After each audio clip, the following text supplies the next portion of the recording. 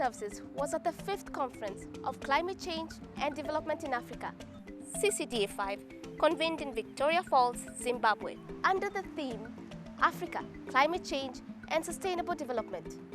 What is at stake at Paris and beyond? The meeting was opened by the Vice President of the Republic of Zimbabwe, Honorable Emmerson Mnangagwa.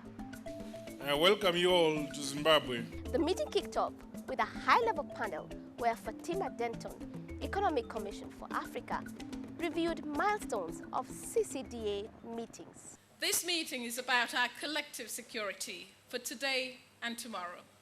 The CleanDev Africa program is essentially about expanding our choices.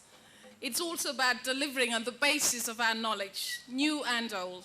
Ladies and gentlemen, the climate risks that we face are real, but the opportunities for change and for designing a new climate business model are immense. High-level and roundtable sessions took place on diverse issues, including the 5th IPCC Assessment Report and the Article 2 of the UNFCCC. A high-level panel composed of lead authors of the report discussed its implications on Africa.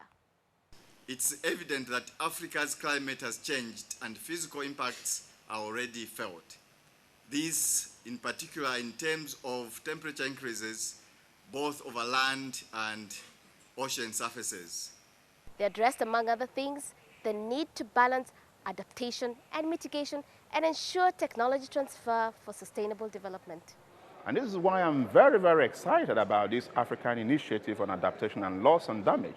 What this initiative aims to do is to scale up massively adaptation support for Africa between now and 2020. Seth Osafo, legal advisor for the African Group of Negotiators, retraced the path taken by Africa from Kyoto to Paris. The ultimate objective of the convention is to stabilize greenhouse concentrations at a level that will prevent dangerous anthropogenic interferences in the climate change system.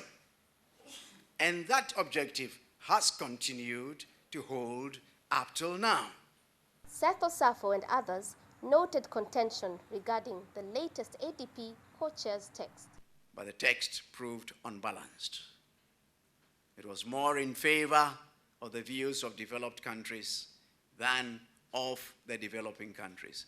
And for Africa, the negotiators found it totally unacceptable. The text as we have now is completely opposite of what we, the developing countries, have been calling for, and it is completely unbalanced in all aspects and the elements of negotiations. There were also thematic streams on governance, climate science, climate finance, agriculture, energy, gender, and sustainable development. Brad GARANGANGA of SADC Climate Service Center in Botswana spoke to ISD on what is required to undertake climate science in Africa. So you need to start off with the observational networks. Satellite platforms also help to some extent, but really, I mean, observations on the ground are important, so we need the networks, the rain gauge stations, etc., or automatic weather stations. The Africa Initiative on Renewable Energy, aiming at increasing renewable energy up to 40 gigatons by 2030, was recognized as a means for Africa to achieve its potential in this sector. Participants noted the need to ensure all levels are considered in transitioning to renewable energy. Africa is young, we have so many children, we have so many youths, so there's also need to design technologies that specifically target children and youths. Some of them are in the boarding schools, so we actually need to design technologies that actually suit their needs at school when they go back home. Participants in agriculture listened to presentations on diverse topics, including production, trade, and food security. Nancy LEIBUNI of the Kenya Institute of Public Policy Research and Analysis spoke on key considerations for Africa in ensuring food security. Almost and approximately 75% of the populations in Africa rely on agriculture, both directly and indirectly, to sustain their livelihoods. And therefore, a critical point for us African governments to think is the issues of food and nutrition security. One of the most logical ways to increase the amount of food available for the population would be to embrace technology. The rich discussions from streams and roundtable sessions culminated into a solutions forum aimed at bringing out actions, technologies, and recommendations for climate and development challenges in Africa. The Solutions Forum would be a really good entry into the CCDA format, because it's not only about climate and development, but it's what people are doing on the ground. And we know that in communities, indigenous knowledge, local technologies are changing the way people are interacting with the challenges of climate change. We think that the youth are the trustees of the future, because we are the link between the past, the present, and the future.